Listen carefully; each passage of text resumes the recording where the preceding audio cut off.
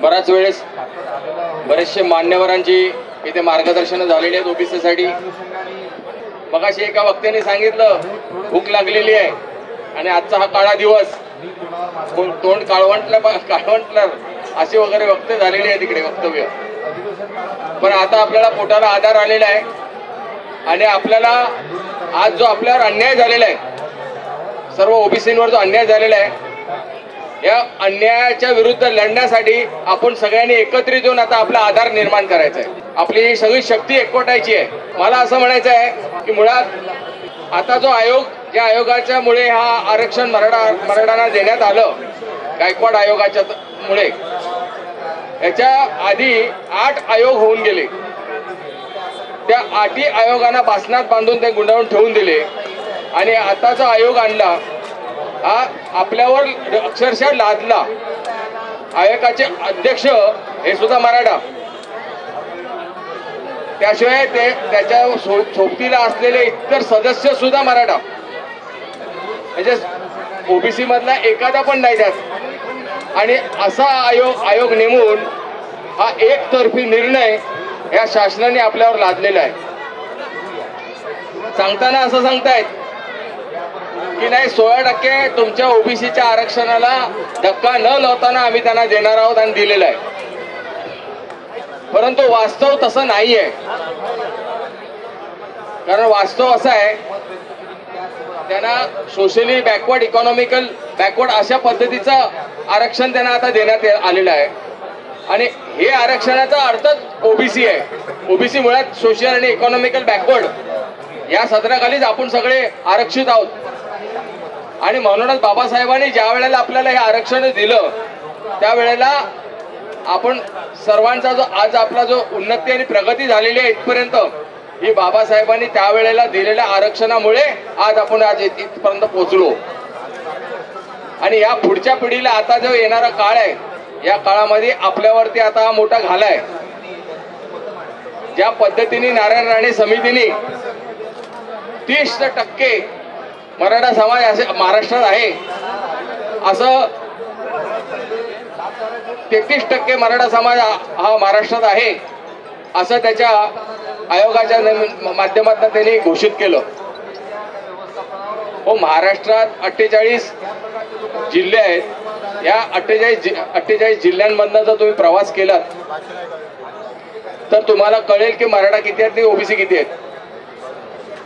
फक्त निवडक असे 4-5 जिल्हे घेतले, ज्या ठिकाणी मराठा बहुसंख्य आहे अशा ठिकाणचं त्यांनी मूल्यमापन केलं, तिथली लिस्ट काढली आणि हा महाराष्ट्रावरती पूर्णपणे तीच त्या पद्धतीनेच तो निकष घेऊन पूर्ण महाराष्ट्रामध्ये तीच लोकसंख्या आहे अशा पद्धतीचं आपल्यावरती हे लादलेलं आहे। आणि आता 33% मराठ्यांना 16% आरक्षण। आता याच्यावर कोर्टामध्ये याचिका टाकली जाईल आणि याचिका जेव्हा पडेल, पिटिशन पडेल, त्यावेळेला हे आरक्षण उडून जाईल। मग ते कुठल्या आधारावर मागणार? एसबीसी आणि इकॉनॉमिकल बॅकवर्ड या सदराखाली ते आरक्षण मागणार आणि म्हणजेच ते आरक्षण ऑटोमॅटिकली आपल्या ओबीसी मध्ये डायव्हर्ट होणार। जे आपण 350 पेक्षा जास्त ओबीसीच्या जाती महाराष्ट्रात आहेत ते या 19%चे वाटेकरी आहोत आपण, वाटेकरी।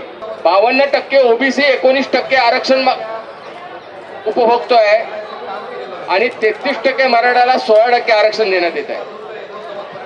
स्वतंत्र एका जातीला स्वतंत्र आरक्षण।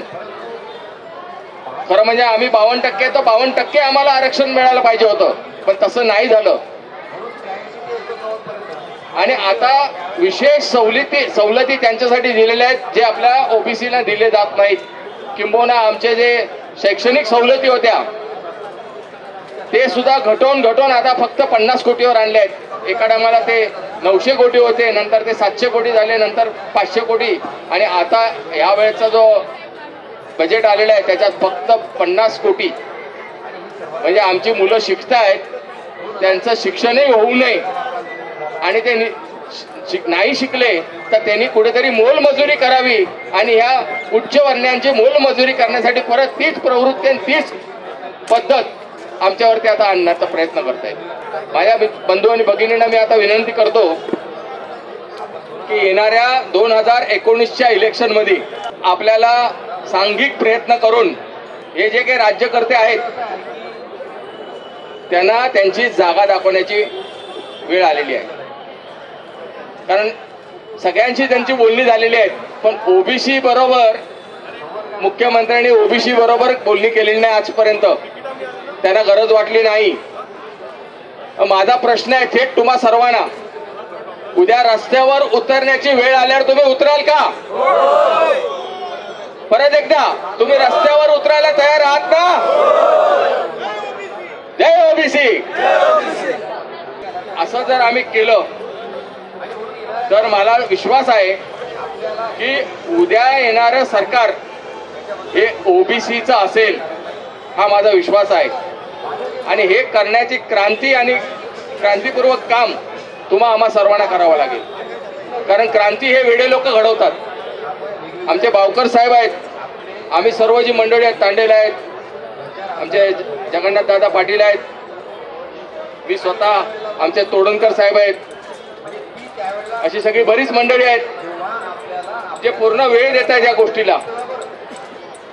आणि हे का देत आहेत तर कुठेतरी जो अन्याय पुढे होणार आहे तो अन्याय रोखण्यासाठी हा सगळा आमचा प्रयत्न आहे। आपल्या ओबीसीला जागृत करण्याचा आमचा हा प्रयत्न आहे की बाबा रे आता जागा हो, ओबीसी राजा जागा हो, कारण आता काळाची गरज आहे, काळ सोकावतोय आणि म्हणूनच आता वेळ आलेली आहे की आता आपल्याला एकजुटीने लढायचं आहे आणि ती लढण्याची तयारी आता आम्ही सुरू केलेली आहे। सकाळपासून बरीच मंडळी आली गेली, ऐकून गेली। हे सगळं जे काही घडतंय त्यात एक आजचा जो निर्णय झालेला आहे हा आपल्या ओबीसींचा एक प्रकारचा पानिपत केलेला आहे। तर हा विषयाला धरून आपल्याला आता पुढची लढाई उभी करावी लागेल आणि ते करत असताना आज ज्या संख्येने आपण आहोत त्याच्यापेक्षा कितीतरी पटीने आपल्याला जमावं लागेल।